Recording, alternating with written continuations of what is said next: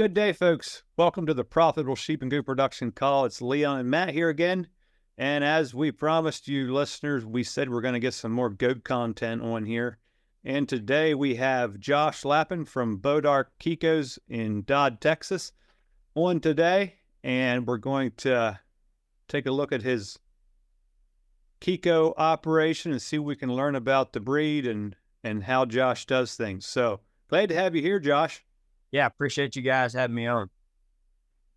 So, Josh, you're in northeastern Texas? Yeah, I'm about 20 miles south of the Oklahoma border. All right. So right where they don't get snow. No, not much. We usually get ice. Gotcha. Well, are you south of 40 yet? Yeah. Well, Interstate 30. Doesn't Interstate 40 go through Texas? But that's through the Panhandle. Yeah, I think it runs through Oklahoma. So okay. I'm north of I-30. I gotcha. Yeah. Yeah. I was looking at the map today. It looks like we have a dealer for the universal feeders in Bowie, Texas. That's like almost directly west of you, I believe. Yeah, I carry my goats to the Bowie sheep and goat auction. That's where I sell my market kids at. Is that how you say that? Yeah, that's Bowie. Bowie, like a Bowie knife, I guess. Gotcha. All right. Kind of like Bois D Arc. It's spelled weird but pronounced different. Yeah. So before we started recording here, Josh was telling us how he came up with his farm name, and you said the tree? Like I call him Osage Orange, right? But it's a Bois D Arc tree here. So, I live on the Bois D Arc, right next to the Bois D Arc Creek, and I just kind of thought about how that Bois D Arc tree is stout. The Indians took it and made their bow and arrows out of it, and it just reminded me of the hardiness of a Kiko goat. It's kind of how I come up with the Bois D Arc Kikos. I like it. Cool name and cool meaning behind it. Yeah. Yep. Good stuff. And I like your farm logo. Yeah. Your hoodie you have on there. I like that. Yeah. I designed that. I kind of wanted something a little different, and I wanted to market it a little bit, so that's how I come up with that. Nice. So how'd you get involved in the Kiko breed? Well, when we bought our place, it was way overgrown, and a guy told me, he said, "Hey, go out and get you some goats," because I was trying to work, trim trees, cut stuff, underbrush, and he said, "Get you some goats, and goats will take care of that." And that's sure enough what happened. I bought some goats, and I just kind of noticed how they was clearing it up, which I had to start building my fences for goats because I didn't realize goats can get through anything. So I kind of got started with that, and it just kind of went from there. Interesting. So how did you decide what breed?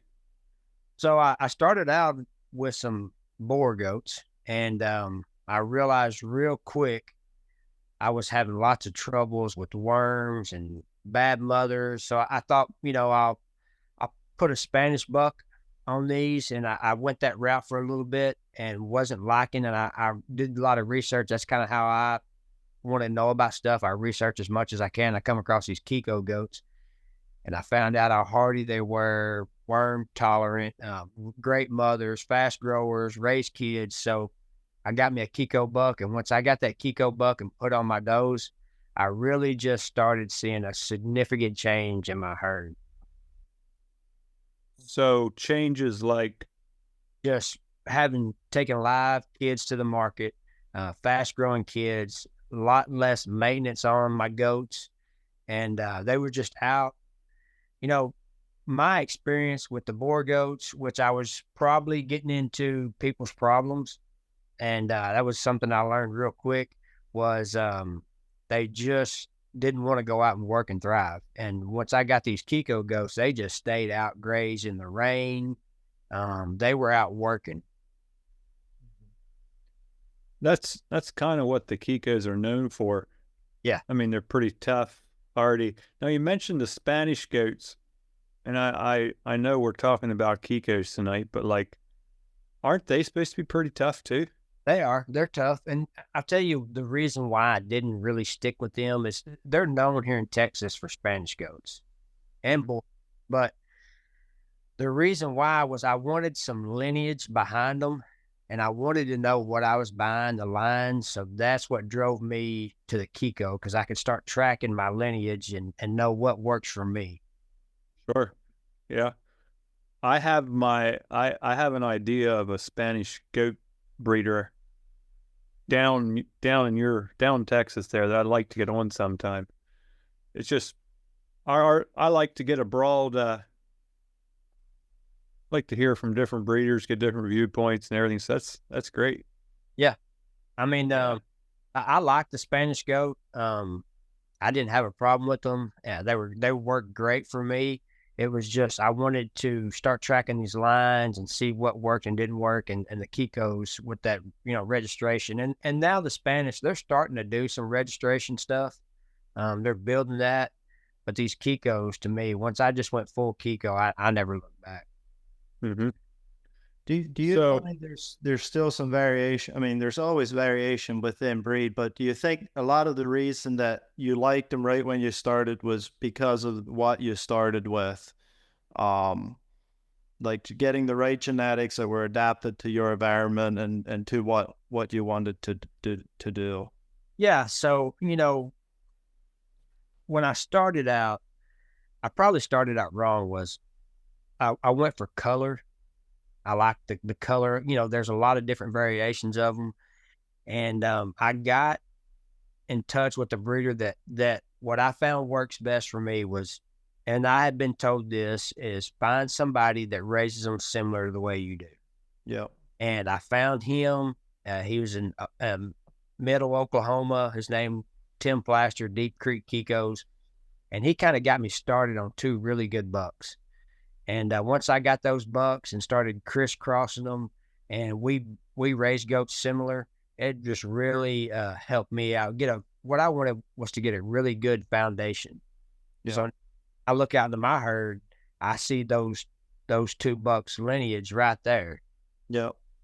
And then I sold those 2 bucks. So I built me a good doe herd. I sold those bucks, and I brought in some performance tested genetics. So that's another thing about these Kiko goats is us breeders, we put our bucks to the test, and some do on farm test, but I'm sending my bucks out and having them tested at universities. They're pulling them in, they're getting data on them. So my next round of bucks were performance tested bucks. So one of them this year, the new one I got, he won the average daily gain at the West Virginia buck test. Okay. Yeah. So he got some really good credentials. He was 7th in fecals and he placed 27th overall out of over 200. Yeah. And the other that I got, he was performance tested too. He placed really well in the test last year. But when I started getting these newer bucks, I went with different genetics to cross on my foundation herd. Mm-hmm. Yeah. Yeah. What on those performance tests? I'm not super booked up with what's available at goats. You mentioned West Virginia University, which I know they have a big test down there. They're testing rate of gain, but they're also testing parasite resistance, I believe. They do the fecals. They test the loin too. So they're testing for several different things. Some of them are doing like the grade test of how they grade them when they go in the market.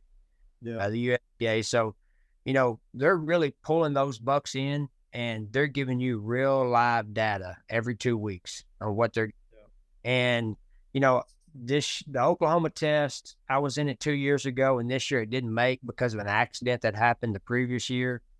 So I put them in the Mississippi test, which I took my goats, and I felt like that the ones I selected were kind of what the test was looking for. I was watching them go out and graze and eat and gain here at the farm. And when I put them there, I put them in a really harsh environment. And they just did not perform like I wanted to. One of them, he graded out really good on the USDA, but as far as the fecals, average daily gain, he didn't do well, but it's a learning curve for us. I'm going to continue to do it.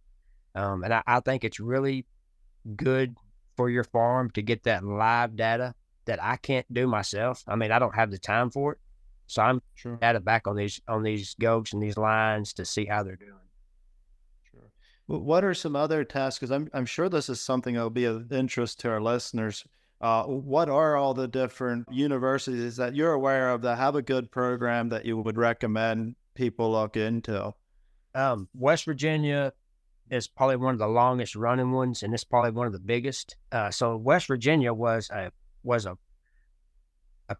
test where they give them feed. It was a feed test, and then they switched over to a forage test. So that test is pretty big. Mississippi has one.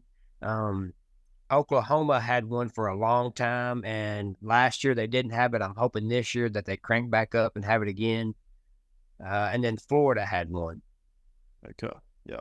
So there's 4 tests, and what I see in those tests is the majority of them. I mean, I would say probably over 95% are Kiko goats. Yeah. Or of any other test that I've been in that there hasn't been a Kiko. So these people that are putting in these tests, I mean, they're really pushing the Kiko breed forward. I mean, in my opinion, I think that the Kikos are probably one of the most popular, fastest growing meat breeds in the States. Yeah, that's interesting. Certainly So what we've been hearing a lot about. right. So what do you call a good average daily gain? So the buck that won it this year, I think he was at 0.67. And this is on feed or forage? Forage. Now, previously had won it, he placed 7th. I think his average daily gain was a lot higher, but it was a feed-based test. Yeah. Yeah. Yeah, that West Virginia test, I know they really try them out. They're not looking just how fast they can gain. They're looking who can stay alive in a pretty harsh environment. Like, I think their average daily gain is like 0.20 or something. Like it's barely positive. So it's a vigorous test to see, what bucks can survive in pretty harsh environments and still gain weight. Well, that's how the Mississippi test panned out. It was pretty much, I don't think that the number 1 buck didn't hardly gain anything. Maybe 10 pounds. And, when I sent my bucks in, I thought I picked the best 2. The one that I sent in, I thought would do really well. He was really too heavy going in. I think he was one of the heaviest bucks going in, but he was probably one of the better bucks that I'd raised that year. So I thought, you know what? Let's test him. Let's see what he can do. And I still have him. I kept him. I'm growing him out to see what he'll do. Because he has everything that I'm looking for in a buck. But, those tests are pretty harsh, really. I mean, once you get them out of it and get them home, you got something. Yeah. What, along with that topic, what would you expect if somebody's taking these goats and, with your genetics, if you were to put your kid goats in a feedlot, feed them free choice grain, and I don't know, I guess we didn't get into your program at all, if that's at all what you do, but if you were to do that, what kind of average daily gain do you think would be realistic to expect? So on my kids, I creek feed them. I get them started on creek feed around 3 weeks to a month. And what I'm wanting is, when I take those kids to market, my goal is 50 pounds at 90 days. Okay.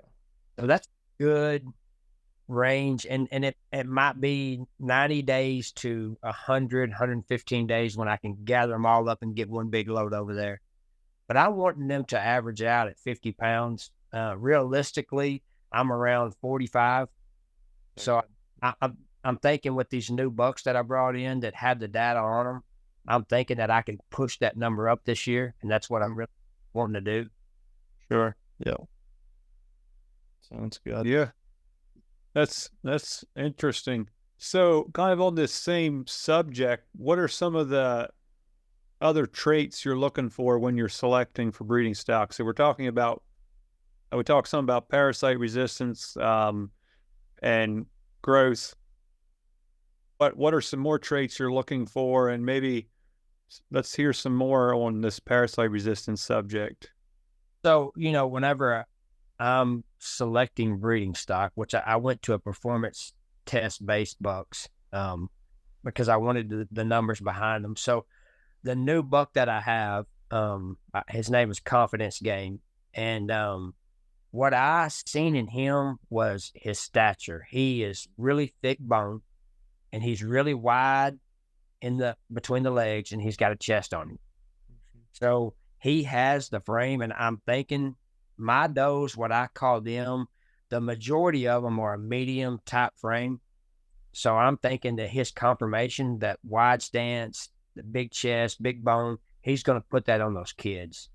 And to me, that's going to pack more pounds. If you got lots of width between the legs, you got a lot more room to grow. I think that's going to pack the pounds on them. So, I'm selecting for that.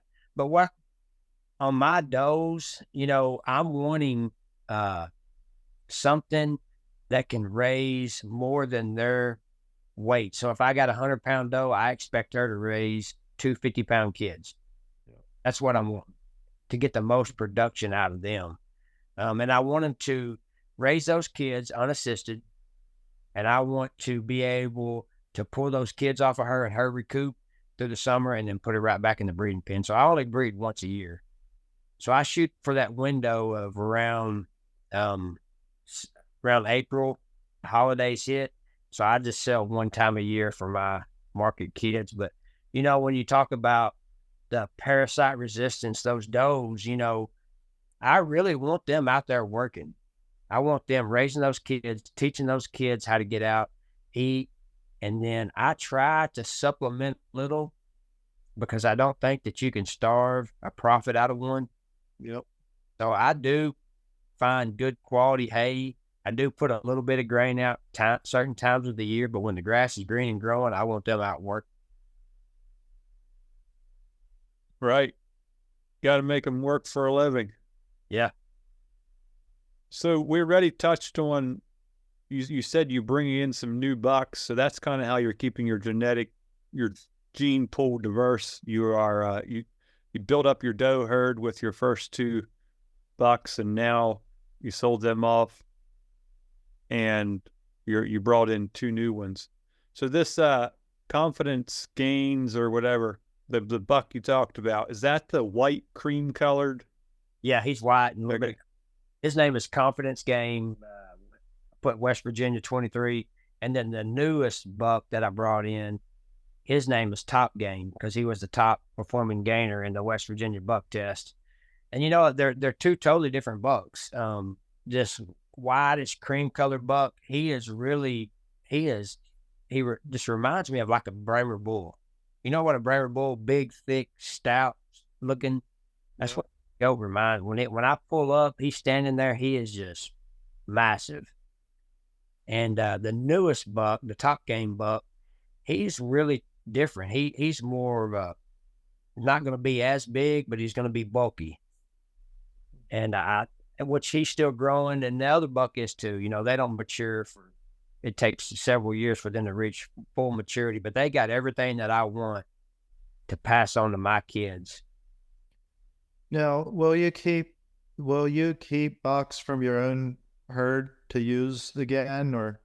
So, I have kept them. I've kept some, and then I grow them out, and then I end up letting them go because I've got so many of their sisters in my herd. Yeah. So I really do. If I could get into a buck test, and say I placed really well or done really good, I would for sure pursue that buck to be a main herd sire in my herd. But the way I go about that is I usually take like the top 10, 8 to 10, and just pull them aside when I put the kids on the trailer to go to the market. And I just kind of evaluate them, and then I'll offer some of those for sale. I'll put some in the test, I'll offer some as herd sires, and then I'll let some go as commercial. So I'm trying to select just a handful of them just to kind of see what they do and offer them to the public. And then I kind of go from there. Like I've got two now. I've got 4 bucks. I've got the 2 that I bought, and then I've got the 2 that were in the buck test, and the Mississippi buck test. And the one that did okay on the grading, he didn't do well on the parasite resistance, but it was a really harsh test. I'm just going to grow him out and see how he looks. And I like so far what he's doing. I've kind of got him turned around and looking like they need to after that test. So I'll evaluate him longer just to see how he does. Sure. Yep. What, bringing up that parasite topic again, made me think about, what do you select for your does? Like, how do you decide this doe doesn't have the parasite resistance I want to see, or, do you select for that? So this is how I base that is so I got 2 farms. I got my farm here at my house, and down the road, my uncle's place, we have goats over there. So what I look for, what's behind my house, are out of does that I'll never have to worm, raise good kids, and have good conformation. Don't hardly ever need a hoof trim. So they are selected from their mothers. And what I'm beginning to notice as I start building these lines up and start, their daughters have kids, and then their daughters, I start seeing this same trait that goes back to that doe. Yep. And that's kind of how I'm building this herd. Now, I told a guy I had 22 last year that I kept. And I honestly, realistically, out of those 22, I'm going to say more than likely about 12 to 14 will probably end up making it over a period of 4 or 5 years. Something will happen. I'll have to worm them too often, or they'll get sick, won't raise the kids. Things just tend to happen. Yep. Kind of just where I start calling that. Yep. No. It turns into survival of the fittest. Yeah, that's what these goats are based on performance. They're based on to produce. They're based to raise kids, and that's what you want. You've got to let them do their job. You can't pin them up and feed them. I call them, big fat show goats, and I don't mean that in a negative way. But, like with these Boer goats, when they brought them over here, they were really hardy. And then they bred all the good out of them just for the showing type. And, the human race can mess up something really good. And that's how they developed these goats, were from feral goats. And they were survival of the fittest over there. And when you bring them over here and people start putting their hand in this and that, it can kind of really mess with how things are, supposed to be. But I try to let the goat be a goat. Yeah. We've talked about that on the podcast here before. Like, some of them can do it. Why can't that one? You can't get rid of it. The rest can do it. So yeah, that's always a good, I always like to hear about people's calling practices, or how they go about that. So that's good. When it's time for me to put the kids on the trailer to make the farm some money. Yep. And whenever I'm going through that and I see this doe that didn't do good, I don't care if I give $5,000 for her or $200 for her. I'm grabbing her, I'm throwing her on the trailer, she's gone, because I got to get her off this place because she's not producing, she's not doing what she needs to do, and then I take those papers and throw them in the trash. Yep. Because they're useless. I've made a mistake of carrying them over and thinking, well, I'll give her one more shot. She'll do it next year. And that next year just never tends to work for me. Yeah. Yeah, that's a tough one, though, when you paid that much for it. The best way I've heard it put is, what would you pay for her today? Knowing what you know now, what would you pay for her makes it a lot easier to load them on the trailer. Not what did I pay? What would I pay for her now? Yeah. So what's you're a seed stock producer. What's the market like for the Kikos in general? Like, is it something that's, you kind of mentioned earlier that it's getting pretty popular? Yeah. So, the redheads down here, they bring the most money, the Boer goats. But what I tend to see with my goats, they're bringing grade 1 prices, and that's all you can ask for. So, maybe they're only bringing they're weighing 45 pounds, but I'm bringing more kids to the market with those Kikos, and I'm trying to get that average daily gain up. But here, where I take them in Bowie, and I'm getting grade 1 prices, and that's all you can ask for. Right. And at the end of the day, if the kid doesn't make it to market, you got nothing. You got nothing. Yeah, $0 right there. So is there any benefit to using that boar belly on the Kiko nanny? If you were a commercial guy, would you consider it? I would consider it. I would consider it. I've done it. I had the Kiko over a Bordeaux. But I really believe in these Kikos, and I think that there's people that are trying to make them better, and that's kind of where I'm at. I'm going to stick with it. And I have had people contact me that have boar goats that are having trouble with their kids, and I offer them either a boar buck, or they got a boar buck and they want some Kiko does, and I sell them some Kiko does that's commercial stock. I've had a lot of people come to me with that, and from what I'm seeing or hearing back from my customers, that it's working. Yeah, I have a brother-in-law that started out with some boar nannies, and they just struggled. Yeah, and they weren't in total confinement. They had some pasture, and they got a Kiko buck now, and the kids are more vigorous. Now you're going to have some heterosis effect happening there, that hybrid vigor. Yeah, and so that's always a benefit. I know there's going to be some listeners on here that have heard me say, from a shepherd's perspective, Matt and I are both Katahdin hair sheep breeders. Yeah. Well, Matt has some Dorpers and a couple other breeds too, but if I was from a commercial shepherd's perspective, if you're not using a terminal sire, which would be something the equivalent of using a boar buck on a Kiko nanny, right? I tell people, very good chance you're leaving money on the table.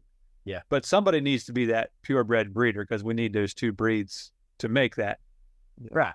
Yeah. You need genetics that I'm producing that have real data behind them to put on, your goats.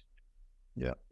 Well, and I was also thinking about with, it seemed to me like what you're saying is, there's a lot of people that have the Kiko goats, and really like them and are doing a good job in, trying to improve the breed, keeping data, which is not done a lot in the goat world from what I can see. That makes a huge difference in the long run. Like Leon said, I have a couple different breeds, and one of the main reasons that I think the Katahdins are as good as they are is there is a lot of breeders out there that are heavily selecting Katahdins for commercial traits. And in other breeds, that's hard to find. And my white Dorpers, for instance, they could be a lot better than they are, but it is hard to find breeders that are really selecting them for commercial production. Yeah. I know that's probably going to annoy some Dorper people, but it's true.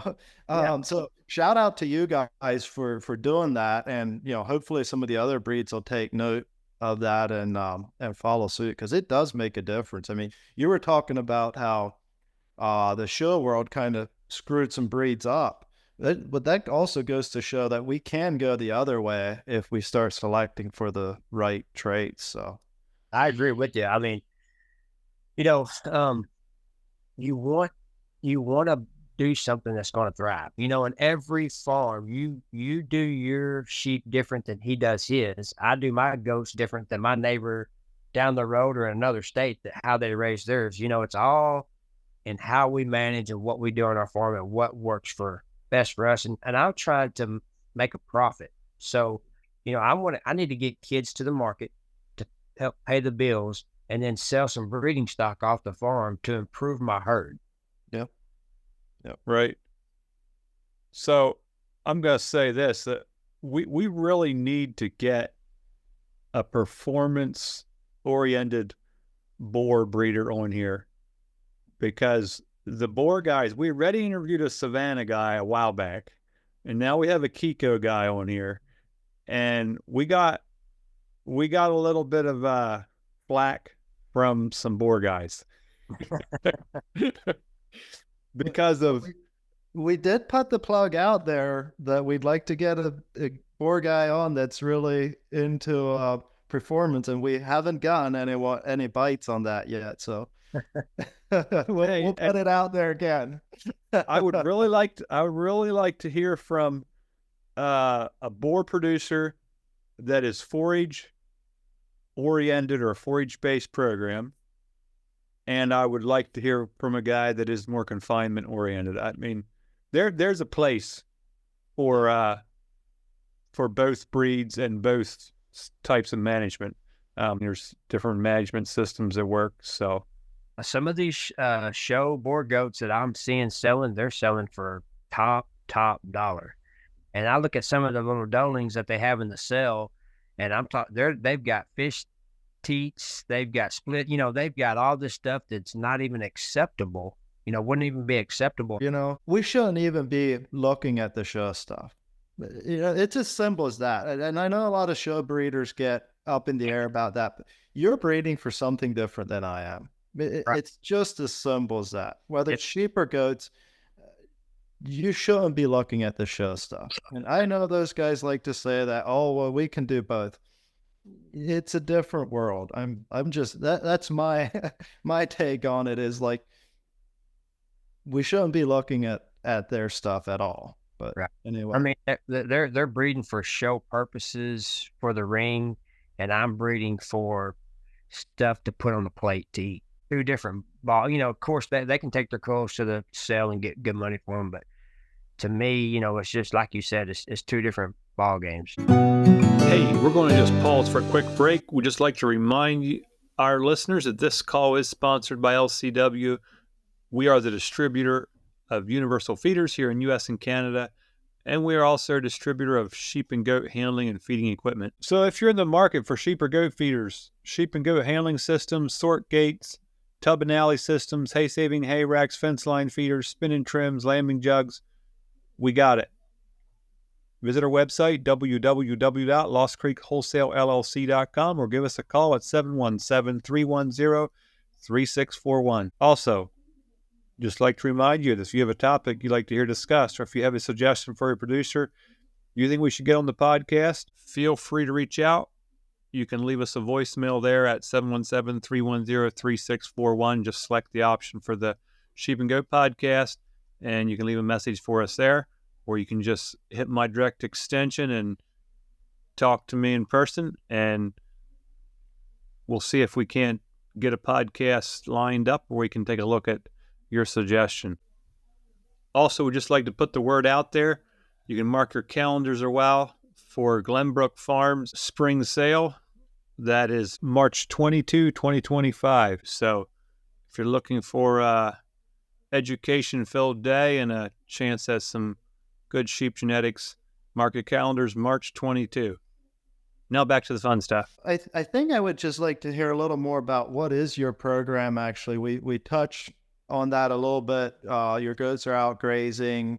You supplement with hay maybe as needed and grain as needed. If we could just get a kind of a big picture overview of what is your program. Okay. So, I like goats that go out and work. So I have rotational grazing. So, and I have pastures set up for crabgrass, that Sericea lespedeza that goats like. And I try to do rotational grazing. So I know what that worm cycle is. So I try to hit those goats on that pasture, and it might be anywhere from a 10-acre pasture for my place, 10 to a 15. And even I've got some smaller pastures, and I'll rotate those goats around. So, and I'll split them up. I grow out my dolings here. I pull them off at 120 days. I keep them a month longer. Yeah. And then I grow them out behind my house, and they don't go into the breeding pasture until they're 18 months old. Okay. So I want these doelings to fully mature. I know that you can breed them and it happens, but I want them to have the best advantage they can have. I want them to be well balanced in their growth, and I want them to be mature enough to handle 2 kids. Yeah. So at 18 months old, I put them in, and then I rotate those pastures. I don't put bucks in until September, August, September. I want a kid out, and like around January is when I try to hit the kids on the ground so I can make that April market, May type market. That's when the peak prices are for us. Yeah. Here in the South. And, like I do have to deal with, weather conditions. So it gets wet here in Texas in the winter, and our cold is a different type of cold. So we might get ice on the ground. We typically get ice. So if we get ice on the ground, and with our luck, it usually happens the week we're kidding. So, that's what I try to do. I have a specific hay guy that I buy from, and I want that good quality tested fertilized hay. Yeah. So I'm putting out good hay for them, forage for them in the wintertime. Very little grain. Like I think I've got like a little 3-gallon bucket, and I fill it up, and I'm feeding like 50, 60 head with that one bucket about every other day. So it's not much. That's more just to bring them up so you can take a look at them almost. Yeah, I just want to kind of glass over them, and then like in their later gestation periods, I want to make sure that they're getting a little bit extra. Yeah. What is in your pastures? Earlier in the podcast, you had mentioned that the reason you got into goats was because you had brush to clear out. Are a lot of your pastures still really brushy, or No. And I guess along with that, as they cleared out that brush, has more grass come in? Yeah, so it was really brushy and really woody. And once they started working that down and got to where I could get in there and get that cleaned up, the grass has thrived. So I've got a lot of grass pastures, and I like to get it up knee high, and then I'll turn them in and they'll graze it down, and then I'll pull them off, rotate them to another pasture. And like I was saying earlier, I've got some crabgrass pastures. I got a lot of Bermuda grass, and that's typically not their forage, but we do have a lot of blue stem, and we have some weeds that pop up, and they'll chase those weeds. Like I've got a new place that I put them on, and they thrive on that because it's a lot of underbrush, and they like that leafy type stuff, that woody type stuff. So yeah, they like a lot of diversity. Yeah, my place, it looks like a golf course. It's green pastures as high as they can reach. They're trimming it down. So, I mean, they really do clean up a place. Yeah. Yeah. And you're kidding out in the pasture then? Yeah. What's it like, Proteolysis? What's that look like? I don't want to put them in a pen unless I have to. Unless she kids out and it's a first time mama and she's got a problem, then I'll get inside and help her out a little bit. But I want them out in the pastures. I have huts, and I've got some overhangs on some barns, and they can get out of the elements. But they just get out there in the pasture, and most of the time when I get out there, they've already got those kids up cleaning within just a few minutes of them being born. Yeah. Are you catching the kids then and tagging them just for your record keeping? Yeah. As soon as I typically do it the first day, if not the second day, because they tend to get hard to catch. Yeah. So I'll tag them, I'll document all that, and I'll write that information down because, as you know, if I do register that kid, I need all that, their weight, the day they was born, the tag, and then I won't microchip them until I sell them. But you need all that information when it comes to registration. Sure. Yeah. Are you running guard dogs or anything with them?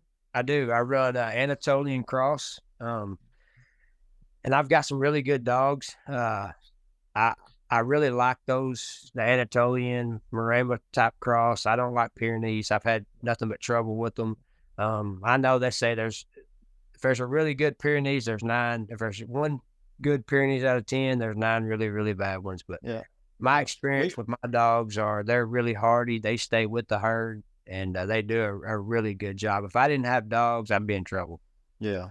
I figured down there in that country. So Hey, Matt, he got us both covered this time. I was gonna say he just moved up in your world, but then he did mention the Maramas as well. So we're on the same track here. But I would agree with your comment on the Great Pyrenees too, as I had Great Pyrenees and I had some really good ones. But I also had some that were not so good. But, yeah. And that's just over trial and error. I've had some Pyrenees and Pyrenees crosses, and they just never worked out for me. Yeah. And when I went with that Anatolian Maremma cross, they were just really stuck with the herd. Yeah. I like to watch them work. Do you still find some though that don't work? I mean, that's with my Maremmas. I have found some that didn't at least do what I wanted them to do. I do find, I'll get a bad one every now and again, but the majority of them have worked out. Like I had one the other day. I had to get rid of him. He kept killing chickens. Yeah, he was raised with chickens, and all of a sudden, when he gets to be 2 years old, I think I've got him right. He just starts killing chickens, and he's killing something that we eat. Yeah, so it's he can't no longer be here, so he had to move on. Yeah. Do you use herding dogs at all? Have you considered it? No, I haven't. I follow some people that do it and watch, and I think they work really well. That's another thing that I would have to invest my time in, Sure. And I don't have time for it. But I do like to watch them work. And we've had donkeys before, and I've had nothing but problems with those. So what seemed to work best for me is the dogs. Yep. Very good. Yep. So what's your favorite part of being a goat rancher? It's something that me and my family can do together. From when my boys were little to now that they're almost grown men, we can get in there and we can do it. My wife can help. It's a family oriented business, so we can all get in and pitch in and do it together. And I'm really big on family, and I brought these in. I had cows. I brought these goats in and thought, you know what, we can all do this together. Yep. Yeah, that's great. Great point. That's great. Do you have any funny goat stories you want to tell our listeners? I mean, it's just, I don't know if they're funny stories or if they're cussing stories, but they're stories that, goats can be ornery sometimes. You think, how did they do that? I mean, I've got a roll of fence, nothing growing in it on the ground, and a goat sticks its head in the middle of that row somehow. Happened. Had to cut it was just, it's always something with goats. If they can, they will. If they haven't, they're going to sometimes. Yeah. You had to build fence so you get the goat out of the rule, huh? Yeah. Yeah. Oh, wow. That's a good one. Any piece of advice you'd have for someone looking to get started? Goats are a great animal to get into. If you're just a small acreage or you got a great big place and you can run several goats on, go to a farm and ask questions. Go look at how they're raising them. Go ask questions. Do farm visits. I highly encourage to go to the farm and visit and talk questions before you get into it, and do your research. Whenever I got into this, I started, the YouTube channel, and I just wanted to put information out there because that's the way I learned. So I just started putting our information out there, and I have had tons of feedback on how much it's helped people. I bet I can count on one hand the negative comments I've gotten, just the haters out there. Not very many, but for the majority of people, they really appreciate me just kind of telling how we do it and showing how we do it. Yeah. Yeah. Tell us a little more about your YouTube channel. Well, it's Bois D Arc Kiko goats, and I've got over like 200 videos, and I'm showing you everything how we do our operation, and what I want to do is on that, I just want to base it on something that is informative. If I can't put something out that's informative, I feel like I'm just wasting your time. So we just go in and show how we really raise our goats here in Texas. And I give advice, tips, things that have worked for me. And I want to show you what I'm doing or products that I'm using and pass that information on. And I'll show things that don't work. Hey, I tried this and it didn't work. My suggestion is to not do it. Go this other route. And you know, it's a digital age we live in. And I have people all over the world that watch. And you can learn a lot of information if you would just get out there and just start looking for it. You'll find. Yeah, and that's really cool. You know, your situation in Texas is a lot different than ours here in Pennsylvania, obviously. But I imagine, I haven't looked at your YouTube channel, but I will here. I'm sure there's still things that I can learn from what you're doing down there. And even just, thinking in the past, like there's things that I've picked up from totally different operations, environments, whatever. I never thought of that. So that's really, really cool that we have the ability to do that. So, and thanks for putting that out there. I find those kind of things super helpful. So.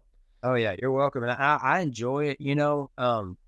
I like helping people. That's my nature. And that's kind of what I do is just talk about things that's working for us and put it out there. And anytime anybody, whether it's my Facebook page or the YouTube channel, I respond to every question that's asked of me. Because I put that information out there for you to watch and learn. If you have a question about it, I'm there to help you any way I can. And if I can point somebody to a goat breeder in Pennsylvania or West Virginia that I know, I'm going to point them in that direction and a breeder that I know or believe in. So it's been real good for me because I wanted to put the information out there for what I was doing, but I needed a way to market my goats. Yeah. And that was the best way I found to market my goats. Yeah. Very good. Hey, well, Josh, this has been great having you on here. I don't feel like I knew a lot and still don't know a lot about the Kiko breed, but they're a breed that I have a little bit of goat background. As when I was a boy growing up, we had some dairy goats and we had some meat goats. If I was going to try goats, I still think I would probably go the Kiko or Savannah route just because of what I've heard people saying the last number of years. And I kind of look at the Kiko as almost the Katahdin in the goat world, baby. Yeah. They're maternal. They're good moms. They're tough, hardy, parasite resistant. Yep. So, yeah, very good. Thanks a lot for coming on. And if people want to learn more about you or find you, I will link to your YouTube channel. And what's a good way to get a hold of you otherwise? Yeah. You want to put out there? Yeah. I have a Facebook page and I got that YouTube channel. If you message me on either one of those, I will respond to you and do my best to help you out any way I can. And I appreciate you guys reaching out to me. I know y'all got a busy schedule. I got a busy schedule. I was at a basketball game tonight with my kids and run home and jumped on this. So I appreciate you guys reaching out to me and letting me come on your podcast. Very good. Thanks again. Yeah. Nice meeting you guys. You too. Thanks again for listening, folks. This is the Profitable Sheep and Goat Production Podcast, where it's not just our hobby, it's our bread and butter. We'd like to just take the opportunity again to thank you, our listeners. We appreciate the feedback we've been getting. And if you like the content that we're putting out there, do us a favor, give us a like, share with your friends, subscribe. That would all be greatly appreciated. Thanks again, and we'll catch up with you next time.